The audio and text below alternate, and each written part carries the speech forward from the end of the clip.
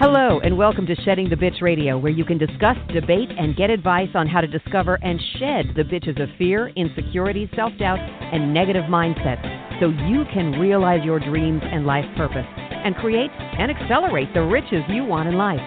Join us here live every Tuesday at noon Eastern and dialogue with us at 818-572-2910. You can also chat with us at Blog Talk Radio /SheddingTheBitch or share your stories on our website at sheddingthebitch.com. Whatever the bitch is that's holding you back from living your life to the fullest, it's not worth giving up the riches in life that you deserve.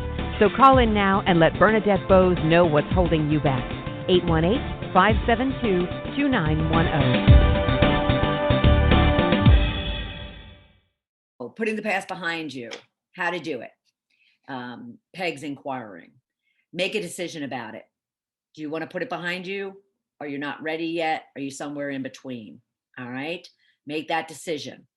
And any decision you make is perfectly fine. All right. No one should judge you. And the only person that you need to kind of answer to is yourself. So be okay with whatever that decision is. Be conscious of that decision. And what I mean by that is, really commit to whatever that decision is. So if you are committed to and conscious of the decision to work on what you need to do to put it in the past, then just own it, commit to it. And even if it gets hard or tough or painful, just commit, keep that commitment to keep pushing through it. If you're not ready for it yet, just be conscious that you're not ready and be okay with that decision. If you're somewhere in between, then consciously pay attention to, your beliefs, your emotions, your feelings, because those things will tell you if you're going to kind of move into the action of doing something about it. Okay. So if you're somewhere in between, just make the conscious decision that you're going to kind of dig deep and look at the beliefs, the emotions, the feelings you have around that experience that you're holding on to, that you can't put behind you, and then make that empowering decision to do something about it and move into action. Okay. So then we were talking about forgiving yourself. Every one of us on this earth, if we've had any type of life, have something that we, would love to redo. We'd love to go back and redo. But at the same time, what we have to acknowledge when it comes to holding on to the past is we can't. There is nothing that any of us, none of us have superpowers that we can go back and change what happened even a moment ago. Even the screw ups with this technology, I would love to go back and fix it and, make it seem as if it never happened. I can't. So all I have to do is make a conscious decision of what to do with it. And, so I'm asking you to consider to make that conscious decision that you're going to reconcile it. You're going to work through it, and you're going to then make the decision to put it behind you, acknowledging that you can't do anything about it. All right. So let me pose that in a question so it kind of sticks. Do you believe you can change the past? Can you alter and influence what's already happened to you? Yes or no? Can you go back in time and reconfigure whatever that situation is that you're holding on to, and have the outcome to be different, maybe better, different, new, bigger, better? Can you do that? Most likely the answer is no. Now, when it comes to, because we got cut off, so I'm just going to re-mention this quickly. When it comes to your sweet memories, the memories that you want to hold on to, you want to be able to recall, your beliefs and your emotions and your feelings while you were in that moment. Go for it. You can't change them, and nor would you want to, but you want to kind of bank them in your heart and your mind so you can recall them time and time again, especially when you're struggling with something that you're having a hard time letting go. You want to go back to those memories of those sweet times, or those happy times, or those smart decisions, or those good relationships and productive, loving relationships, whatever the case might be. But when it comes to any part of your past, especially the ones that are hurtful, shameful, embarrassing, nothing can be done about it. Nothing can be done about it to alter how it happened. What can be done about it is what you do with it. All right. And that's what we want to kind of move into is, helping you to uh, reconcile what you, and then realize what you can do with it. But forgive yourself for holding on. Forgive yourself for allowing it to impact or influence anything that you're doing right now. We all deserve forgiveness. And now you can make that conscious decision to do something different and to look at it in a different way. Okay. So forgive yourself and then become really aware of that situation, experience, and or encounter. Because oftentimes, especially when it's something from the past, oftentimes we've created a narrative and an image in our mind far greater and far different than what actually happened and or what the actual outcome was. Okay. So you really need to get kind of clear on what really was the situation in very logical black and white without all the drama that's swimming around in your head. So what I would suggest you to do is really take an inventory of that experience and or number of experiences. Put on a piece of paper, a column that shows everything that happened in your past that you feel like you're holding on to that is no longer serving you. Write them all out. Write them all out. And and kind of sit with them one by one, sit with them. But then realistically, logically, black and white, kind of walk through what that situation was, what that experience was, what that encounter was, and what the outcome of it was, no matter how easy, hard, humiliating, embarrassing, whatever the case might be. Okay. But then I want you to, it's almost like a third column. I want you to reconcile kind of, okay, so what's happened since? I mean, you've survived it, you've overcome it, you've moved on from it, meaning that you've, kind of aren't in that experience any longer. And you've survived, right? You've survived. So really own and consider what that actually means and looks like. And then make a new decision of how you want to handle that and what you can learn from it and what you can reflect on about it. Because every situation, good, bad, or indifferent, there are so many things we can take from them. There are those sweet memories, of what, really brought you joy or a great lesson or a great opportunity. But they can also teach us.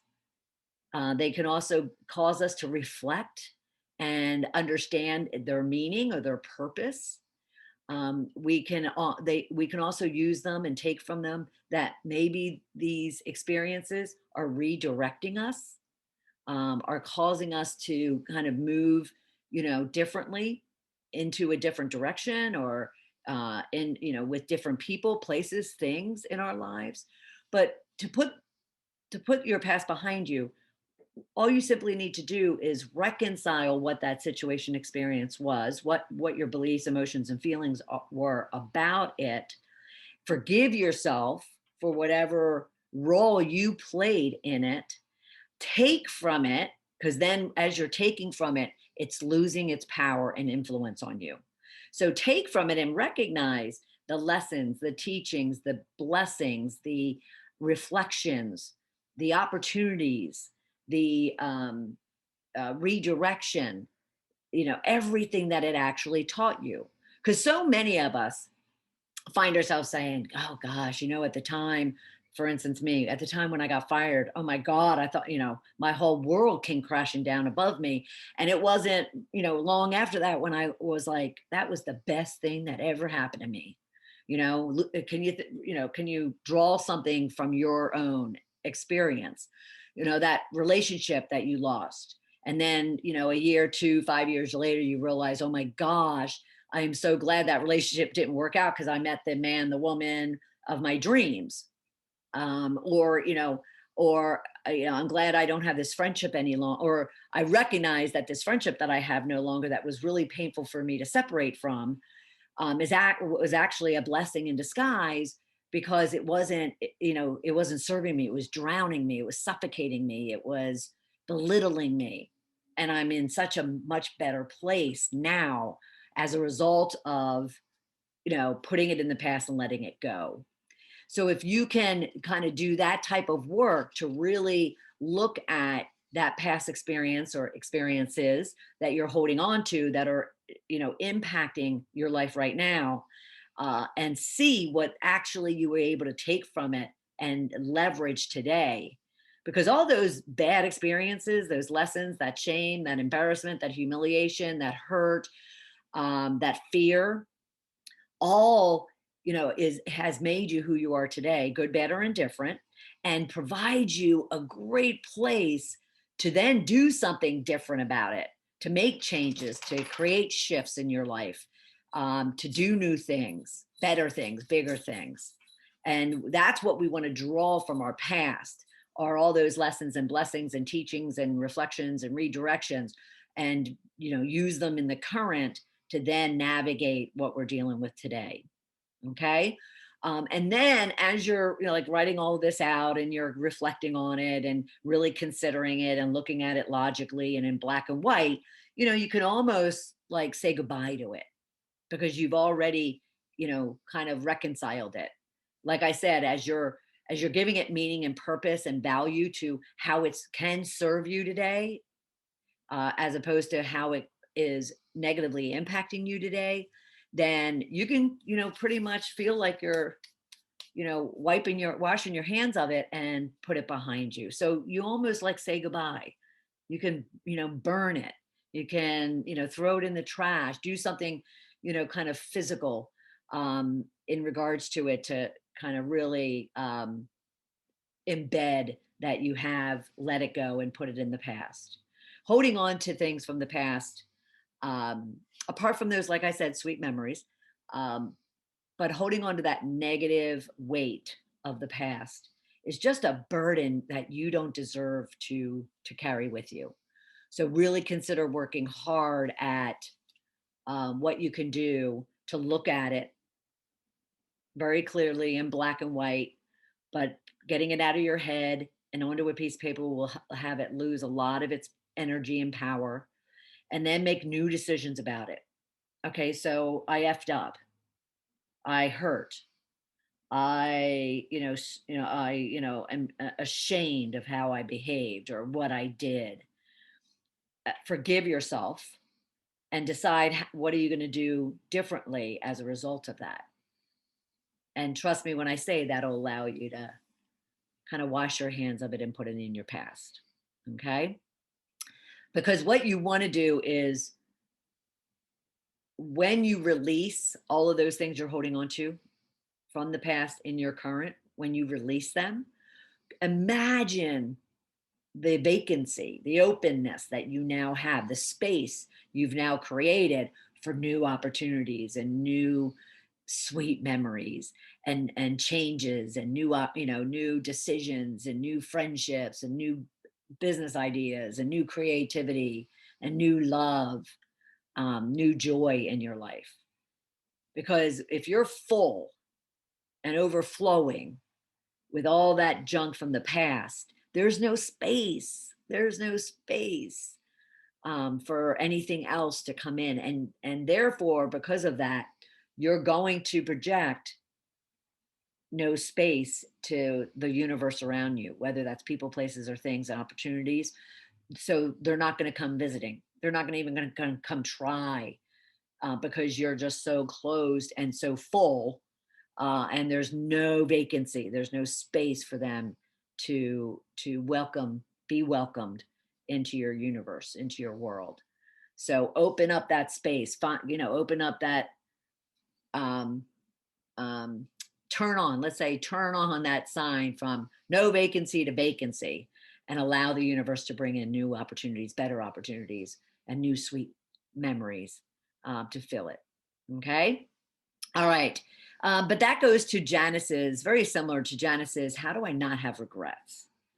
Um, and so you could look at that someone holding on to the past has regrets about it. But at the same time, regret is even for me, even heavier and deeper, and has such a bigger impact on you. So let me give you a for instance. Say there what is something from the past that you're carrying forward. Say let's use a sweet memory. A sweet memory of the time that you were in love, but then it didn't work out, and therefore everyone moved on and moved on, but yet you're holding on to that sweet memory, that sweet love, which is also kind of preventing anyone from filling that love space. Okay, from filling that love space. Now you may not regret being in love. Okay, you may not regret that relationship. So that's why relationships and holding on to the past can be different. So regret is where, again, you wish something happened differently than what had happened.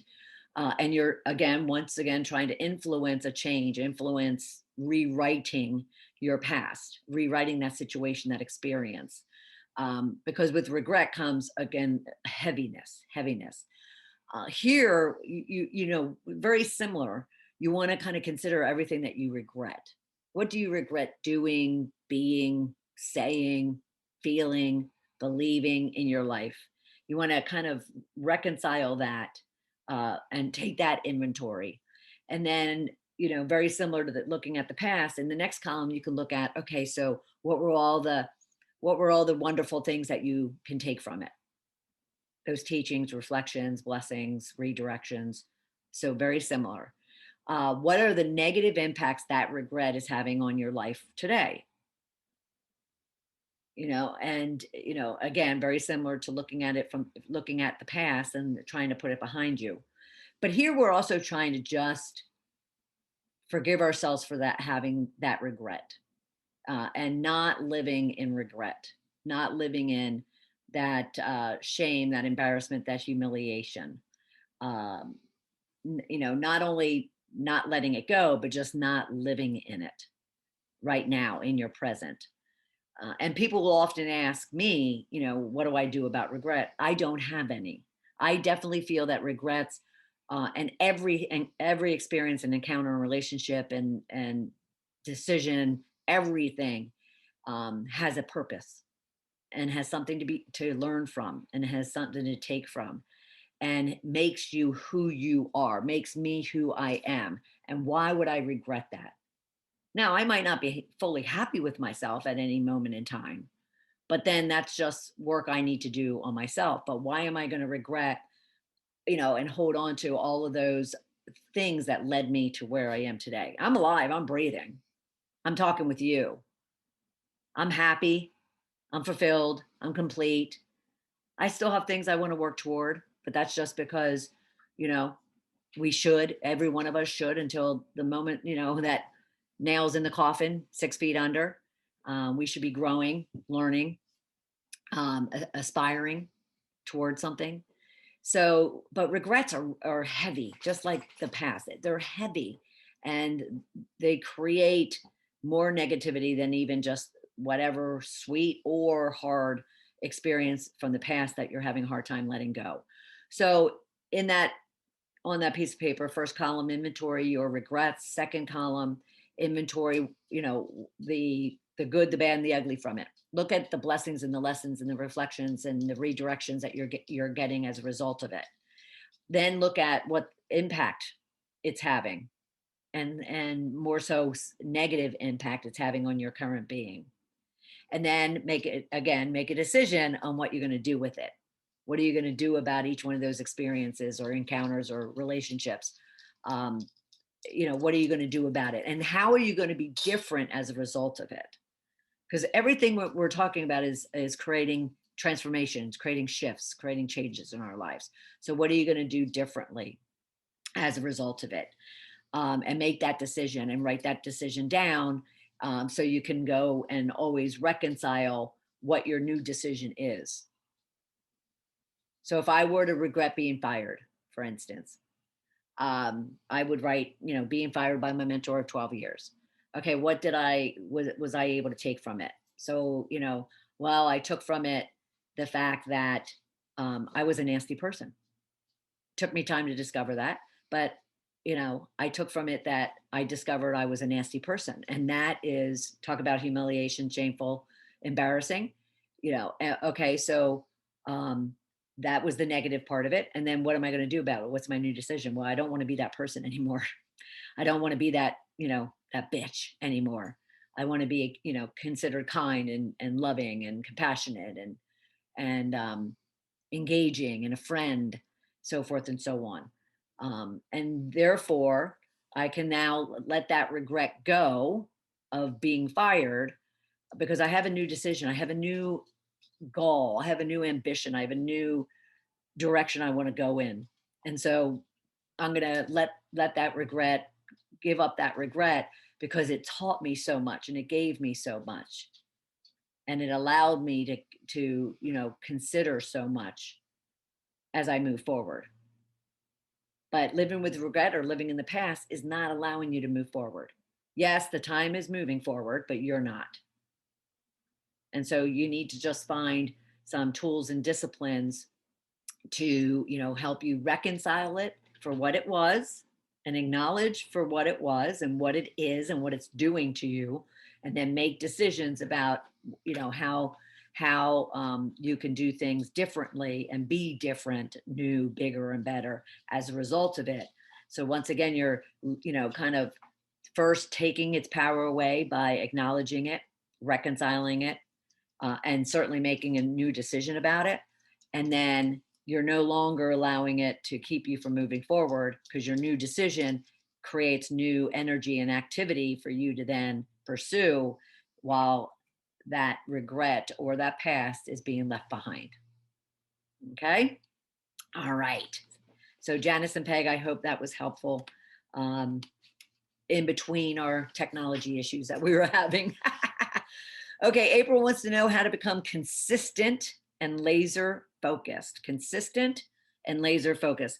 And I happened to come across a quote from Jim Rohn that really kind of honed in on this question from April.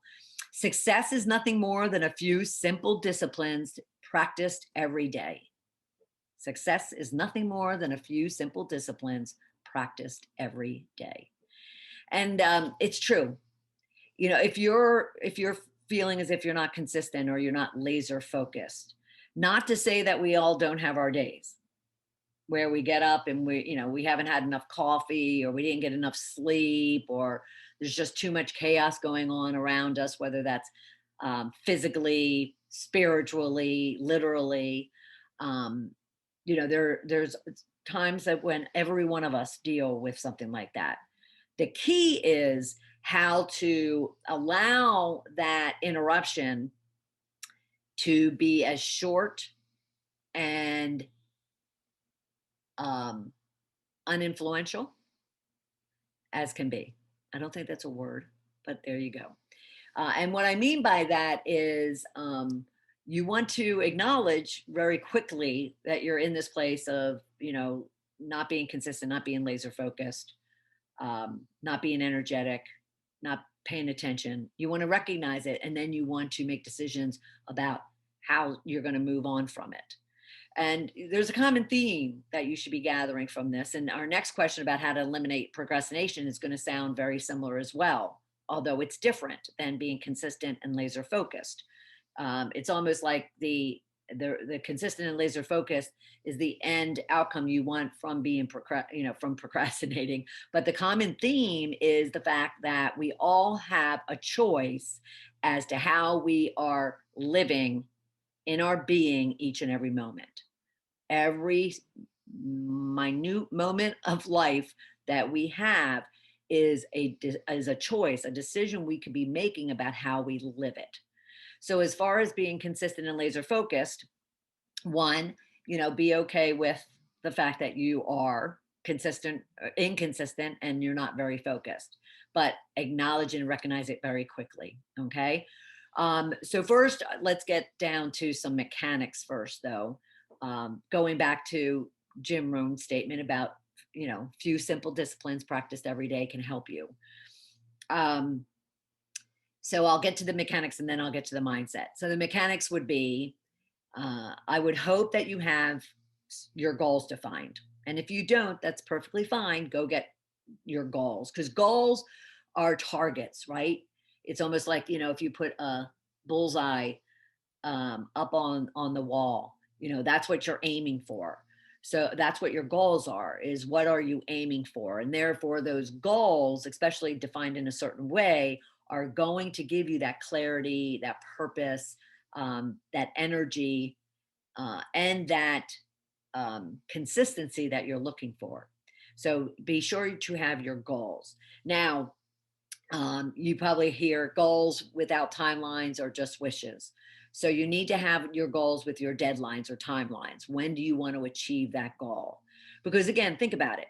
If you had a goal but without any real urgency put around it, which is your timeline or deadline, then yeah, you may not be, laser focused on pursuing that goal, because you know what? I have all the time in the world. I didn't give myself a boundary. I didn't give myself a framework. I didn't give myself a structure to work in. So you need to ensure that your goals have your deadlines assigned to them, because that should, first initially create almost that, urgency of what it is that you need to be doing each and every day in order to achieve them. Okay. But yeah, people have goals, people have deadlines, people have the SMART methodology of the specifics and the measurements and the actions, and the relevancy or realistic is what I look at, and the timelines. They have all of that, and yet they're not consistent or laser focused. So that then gets into not only your goals, but adding your why to it. So you have your goals and your deadlines, but you're still kind of wishy-washy. Well, if you have your why is this goal so important to you to achieve? Why is that deadline so critical for you to meet? Is it because you need to be able to pay bills so you save your house? Is it because you need to find a job so you can feed your family? Is it because you want to go on a trip, and it's 2 months away and you have no money right now? And why do you want those things? Well, for security and stability, and for protection, and for joy and happiness and adventure, whatever the case might be. Holding on to your why, along with your goal that has that deadline, will then help you to stay focused. And I say almost at least, because it will at least have you stay focused. And it's something that, again, if you put it up on your wall, not only your goal and your deadline with your why, you could look at it and be like, okay, anytime I'm losing focus, and or I'm being inconsistent, I could go back to that goal, to that why, and get myself back on track. Okay. Now, more mechanics would be, look at your daily routine. Look at how you've structured your days and your weeks. So for instance, let's say you have your goals, you have your deadlines, you have your why. All that's fabulous. Now your goals, they might be for the year. And hopefully if you have them for the year, maybe you're breaking them down to the quarter, to the month, to the week. And then I always suggest to my clients, take the week and break it down to the day. Now, what I tend to do is, and I'll even show you right now. So we'll start with yesterday. So a morning routine, and what I mean by, what's your morning routine? Your morning set yourself up for the day. So if you have a routine, not only for the day and for the week, but if you have all of your disciplines and all your practices structured in such a way for the day and the week, then that fear of inconsistency and not being focused is kind of going to dissipate, because of the fact that you have these routines, these disciplines, these habits, these frameworks, these methodologies that you're following. And yes, that might all sound like, oh my God, that's just too much. It really isn't once you have them in place. All right. So for instance, your goal setting is once a year, maybe, once a month, and then you're looking at it, breaking that, taking that weekly goal, and now you're spending time each day looking at your daily. But even what I do is this is my week. So this was yesterday, 2/1, and I'll have my weekly goal. And then I will have already planned out each day what needs to get done, especially the standard stuff. Okay. Especially those things that you need to do each day. Like in my day, I want to do my morning routine. I want to do my social media. I want to do, this is one of my coaching programs that I do. If those things are standard, sales is standard. You kind of lay them out, and you can even have them to where you're laid out for the week by day, and that's going to tell you what it is that you need to be working on each and every day toward that goal that you have. Not only that, but that immediately has a framework or a set of a process that will keep you consistent, because you've laid it out in a way that then you know each and every day what it is that you should be doing.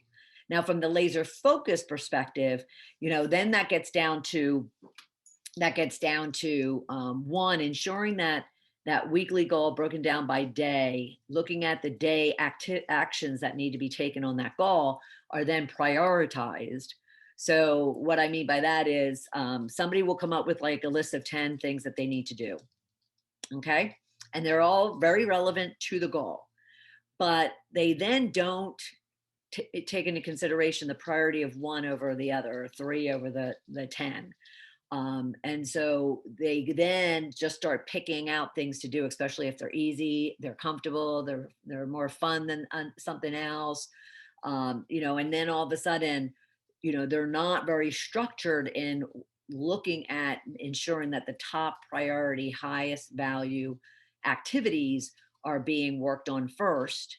And so they're just kind of scrambling, picking out things to fill up their 8-hour day. And at the end of the day, and especially at the end of the week, they're going, okay, so I didn't achieve my goal still. Why is that? Well, because there's still things that you've left on the table, so to speak, that needed to be done. And you just kind of winged it as far as what you wanted to do versus what you needed to do in any given day, which then impacted the entire week. So if you really want to have these few simple disciplines practiced every day, I would suggest have your yearly goal broken down into quarter, month, and week. Take that week and break it down into your daily goal. Look at that daily goal and define the actions that you need to take. Prioritize them 1, 2, 3, 4, whatever. I always suggest no more than 3. Work on them in priority. At the end of each day, assess your progress, make changes to your next day, take a victory lap for what you have accomplished. Like yesterday, I was thinking about this last night as I went to bed and I was doing my reflections of the day. I was just thrilled how much I got done yesterday. And talk about laser focused and being consistent.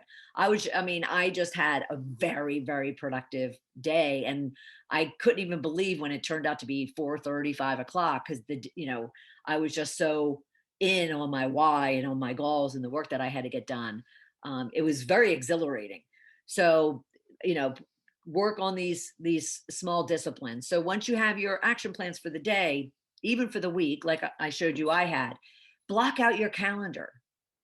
It's considered time blocking. Block out the amount of time and when during the day you're going to work on that list of activities that you've just laid out for your daily and or your weekly goal. So now, laser focused and consistent. Now your calendar is telling you what you need to do and what you need to work on.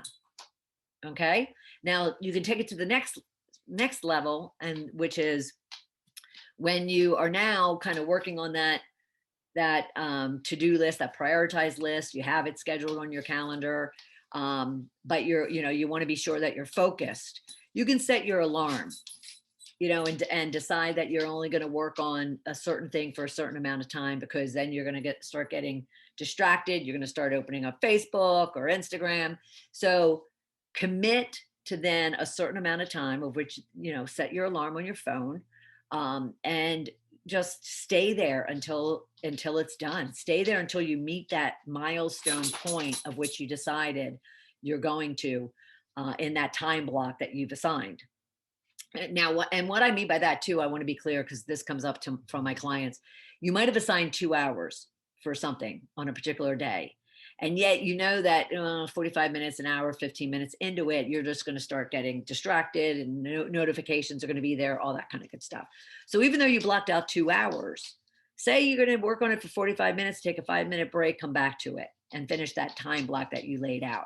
But maybe that 2 hours is actually going to turn out to be 4 hours. Well, then consciously, purposely plan for that and give yourself those breaks and or whatever it is that you need to do. And if you do say, oh, my break is going to be, well, I'm going to check in on Facebook, I'm going to check in on my email, I'm going to check in on something. Well, set your alarm or have something to tell you, and to kind of provoke you out of that distraction and back to the work, so you can be laser focused. Okay. And the consistency is also going to be to remove the distractions.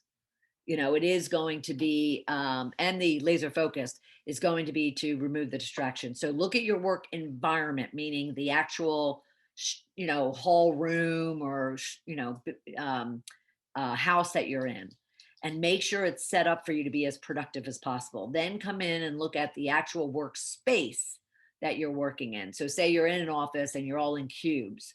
So you have to be able to control the environment all around you, but then you want to control your workspace, which is maybe that cube or maybe that, side bedroom you're using at home since you can't go into the office. But then look at your actual, I just put computer and phone, but your desk space, that's even the minor workspace. Make sure it's clean, make sure it's set up in such a way that, everything's easy to get to. And it's not kind of causing you frustration or, some people I get overwhelmed. If I have a lot of stuff on my desk and surrounding me, I'm almost like suffocating, and I just get overwhelmed thinking, oh my God, all this stuff needs attention too, not just what it is that I'm working on. Can you relate to that? So just kind of, recognize that as well, and make sure, any distractions are minimized, if not eliminated. So, turn off Facebook and Instagram and alerts on your phone and notifications on your computer and the phone in the house, and, put a sign on the door if, the kids are also at home, and, put those ground rules in place, for people to recognize what it is that you need to be as laser focused and consistent as possible. But consistency and laser focus really comes down to just what Jim Rohn says: finding those routines, habits, and disciplines, putting them in place, and kind of practicing that each and every day.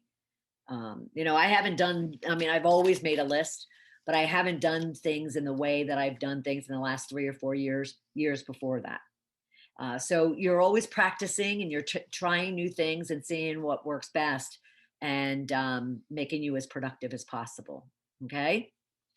So I want to move on to Keisha's question.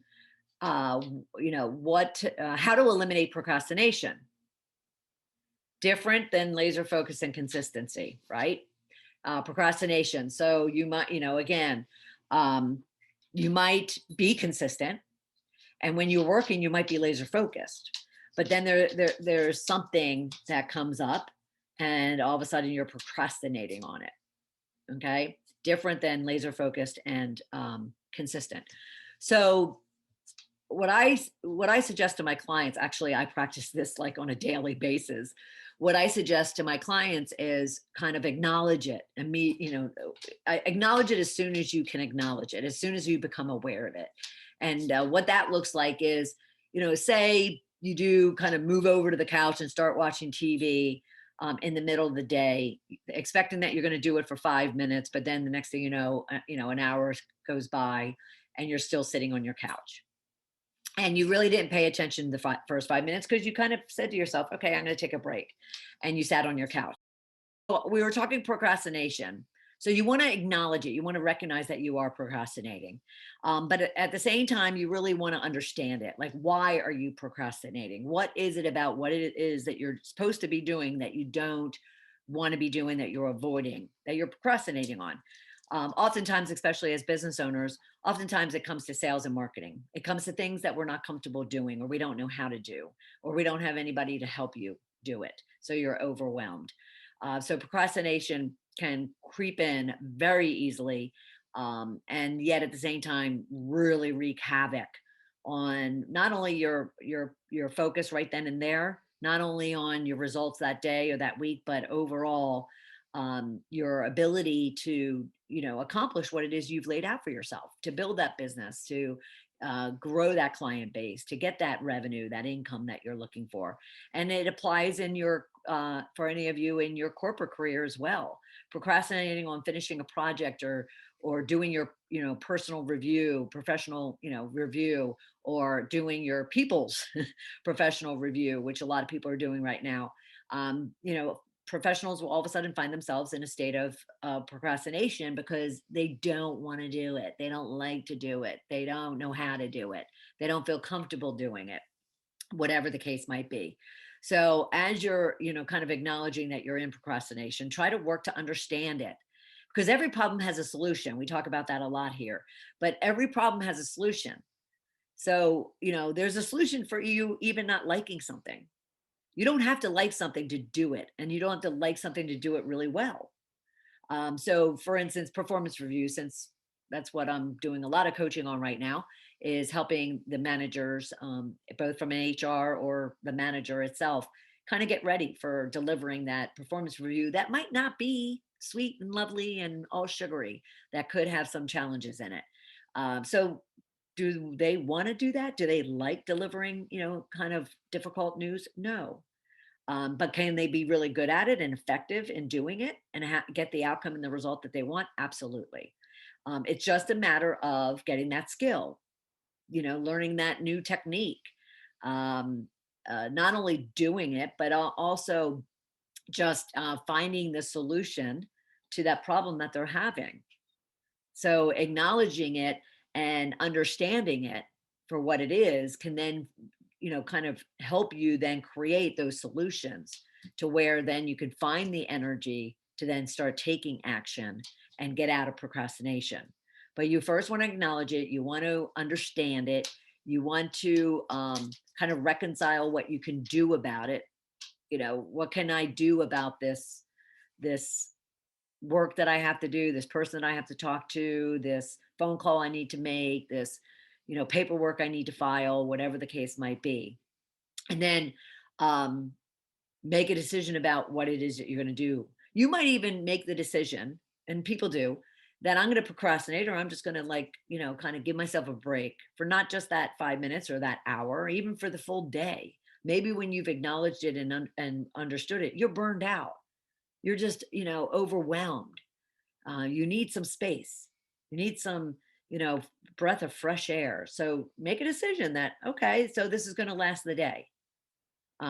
This is even going to last a couple of weeks. Maybe I'm also not a couple of weeks. Take that back. A couple of days. Maybe I'm sick as a result of being worn down, being overwhelmed, being stressed out. I just physically am not feeling well. Well, take care of yourself. So that might be, a couple of days. That might be the weekend.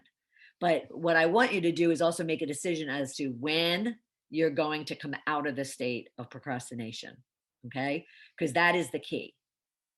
The key is to not allow it to kind of continue and to drag on, because nothing's going to be gained by that. You're only going to lose by doing that. The situation is still going to be there. That activity or task that you need to do is still going to be there. That phone call you need to make, that paperwork you need to file, whatever the case might be, it's still going to be there. So you might as well kind of acknowledge it, understand it, make a decision about it, and then also decide when are you going to, do the work necessary to then address it. Because guess what? Once it's gone. It's over with. It's done. You're beyond it. But procrastinating on it and letting it kind of drag on just kind of keeps you in that, keeps you in that, I don't want to do it. I don't like to do it. I don't know how to do it. Why not move beyond that? So make the decision to do so, and get back to your goals. Get back to your, I'm drawing a blank. Get back to your why. Get back to why it is that you're working on what it is that you're working on. So your goals and your why.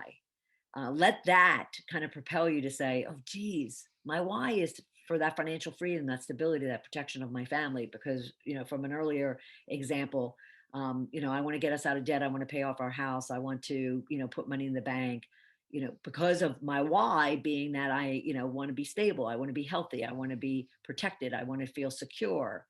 So that why will feed you whatever energy you need to kind of get off the couch, and start moving forward. Okay. Um, Now, if you are in this state of procrastination on a particular thing that you don't want to do, you don't like to do, find something else to do. Like instead of just purely procrastinating on life, because the minute you sit on that couch, now granted, this isn't your normal sit on the couch. It's been a long day. I'm just going to kick my feet up, have a, beverage and watch TV. That's not the type of getting on the couch I'm talking about. It's more of, okay, I don't want to deal with this. So I'm just going to avoid it, ignore it, push it aside, delay it, so forth and so on. And therefore, the sitting on the couch is merely just your response to having to deal with that thing. Well, find something else to do then. Instead of you might procrastinate and delay and avoid that actual thing that you need to do. Well, find something else to do, so you don't actually fall into a state of procrastination, lack of movement or momentum, because you always want to be moving forward. Successful people all are constantly moving forward and taking action. So take an action, big or small, on something else that then, kind of at least maintains the energy, if not um, ignite it. And maybe it's on something else, but maybe when you are actually taking action on something else and you're getting momentum and you're creating energy and you're accomplishing something and you're all, thrilled and high-fiving the victories that you're making, will then give you the confidence and the optimism to go and address that hard thing that you're procrastinating on. So, decide not to procrastinate in the hall, but just, maybe on that thing, and then find other things you could be doing in the meantime. So you're, creating momentum on a constant basis and moving yourself forward. Okay. All right. Now, one last one that I had from Vicky. So this is going to be this session, I'll piecemeal the pieces together. But Vicky wanted to know how to set an obtainable goal tailored to her. So Vicky, this really comes back to, smart goals, your goals. So, goals tailored to you simply mean you want to declare and own them, as I call it, declare and own them. And you want to define those goals in a smart way using the SMART methodology. And you want to, kind of recognize that this, there might be a goal for your family, or might be a goal for a boss or for somebody else, but your goal, the part of that goal or a totally separate goal, can be just tailored toward you. So let me give you, for instance, your boss passes down a goal that you guys have to have this piece of software implemented by the end of the year. And your part in it is that you're going to project manage, this piece of software being implemented by the end of the year. And then your goal, that your tailored goal specifically to you, is what you want to be accomplishing and achieving as a part of that, as a result of that goal. So your goal tailored to you around someone else's goal could even be, say at the end of it, you want a promotion, you want a raise, you want a new initiative. Now, those things have nothing to do with the bigger goal. So it's tailored to you. The fact that, yes, the goal that you have is to, implement this piece of software by the end of the year. So you have a lot of your your specifics, your measurements, your actions, the SMART methodology built into that goal. But then there's also elements that you want. What do you want to gain from it? So you implement, that you want to, your goal is to demonstrate yourself as a better leader, is to ensure everything is delivered on time and on budget, on a monthly basis, not just a quarterly or yearly or at the end of the implementation. You want to have a promotion or advancement or a bonus. Maybe, 6 months in or at the end of the year. So there's always ways for you to even take someone else's goal that's passed to you that you have dependency on, and tailor them to yourself. But then the easier ones are just those goals, business or personal, that you have specifically for yourself. So let's take even that project management dependent goal that you've now tailored. You can also have a second professional goal that says, I want to find a new job at a new company by the end of the year.